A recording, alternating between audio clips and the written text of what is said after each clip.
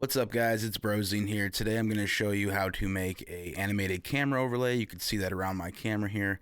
We're going to make that in DaVinci Resolve using Fusion. Everything is completely free.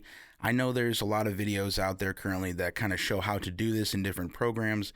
I didn't see a specific one, making this in Resolve the way I personally make it. So I figured I'd do this for my friends and hopefully a few other streamers come across this video. And yeah, let's show you how to make it. Alright, first things first guys, go ahead and open up Resolve and you're going to go to your project settings. You can find this under File, Settings. And we want to change this resolution to 720 because we want this to be low impact on OBS.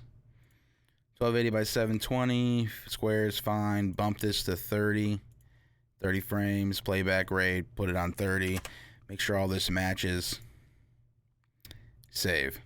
Now your project's at 30 FPS, 720p. Next thing we're going to do is create a new Fusion composition. If you don't know what Fusion is, that's alright. You're barely going to need to know to make this. It's really simple. Don't worry about it. Right click inside the media pool. Make sure you're on the media tab. Click on new Fusion composition. You'll get this screen.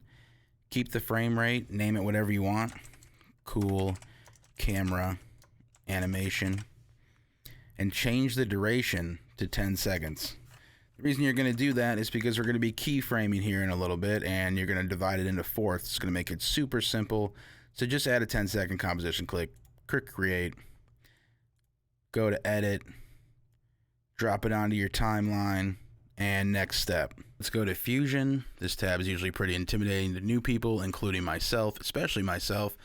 But the good thing is you don't really need to know a lot about Fusion to do what we're doing. So the media node, move that over to the right. Deselect by clicking anywhere on the screen. Click background. It's going to drop another node. I usually put it to the left just so it's easy to distinguish which one's which. With that clicked, we're going to choose the rectangle. This is going to link a rectangle shape to our background. Reselect the background tab, right click, view on left. This is going to show us a nice cool picture. Now we have our shape. This is going to be our camera overlay. So with background selected, go ahead and go over here to the right where your background color is, and we're going to change that to gradient. Now I prefer a 2-point gradient. If you want to add more, you just click and it'll add a third gradient if you really want. For the purposes of this demo, we're just going to go with something super simplistic. If you want to change colors in the gradient, just click the arrow of which color you want. So for instance, left is blue, middle I want to make like yellow or something. And then the final one I'm going to make into a nice pink. Alright, so then we have our nice gradient blend there, and you can adjust these nodes based on how you want the gradient to react. I kind of like it here, not going to lie. I'm going to add a little bit more blue on the left hand side and maybe a little more pink, make it a little bit tighter. That's going to be our sample gradient. It's like Hawaiian punch flavored, nice tropical vibe. Strap yourselves in because this is where it gets fun, and I'm going to try and explain this as simple as possible. We are going to keyframe the animation for the gradient to rotate, and you'll want to do this backwards if you want it to go from, clockwise. We're going to do counterclockwise because that's my preference. So the first thing you need to do, you're messing with the start and end points. These are your keyframes here if you're not familiar. Mark these points and make sure you're at 0 time. Next, we want to go to 75, which is the quarter mark of the 300-second duration. And we're going to click the start node and bring that directly to the middle here. Okay, you can go all the way down if you really want. And then bring the end node all the way up. This is rotating and saying in a quarter of the time, 2.5 seconds, frame it out here. It's going to automatically keyframe, and then we're going to go and do the same thing at 150. So take your start node. Let me zoom in here. There we go. Take your start node, drag it right on top of where the old node was. Take your end node here, drag it to the old original start node. I hope this is making sense, guys. That's going to keyframe it at 50. Then we want to go to 75, which is going to be 225 here. We're going to do the same thing. Take the start node, move it 1. Take your end node, move it 1. And then lastly, go all the way to the end. We're going to keyframe frame 300 or 299, excuse me. Down and over. And we're back to start. So now when we play this back, well, let me just jump ahead here because that's rewinding. Our gradient is going to move in a nice, perfect counterclockwise circle. We got everything framed, but it's actually the wrong way. So what do we do to fix that? You're going to go to the rectangle and you're going to check invert. It's going to flip the frame. When we press play, it's going to be doing the same thing, just on the outside now. And the next thing we need to do is grow our rectangle. This is what's going to create the webcam frame.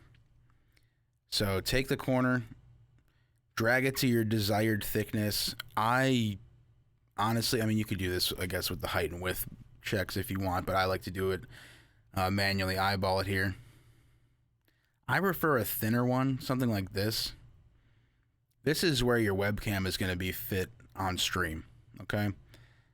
So once that's done, once you have it, the sizing and the thickness of the border, I guess you could say, go ahead and just make sure everything's working. You should see it animating around. That's exactly what we want. And now we're just going to connect the background node to the media out node. Zoom out here a bit, and that's going to be our frame. Once you're happy with everything and how it looks, go ahead and double check your media is out. You're going to go to deliver. We're going to render this. We're going to call this cam overlay. Video, I usually do .mov. You can do whatever form you want. You want something low impact. Keep it 1280, 720, and 30. This is for OBS. This is to keep the performance in OBS. You don't need a 1080p, rotating color. It's not worth it. Save, start render.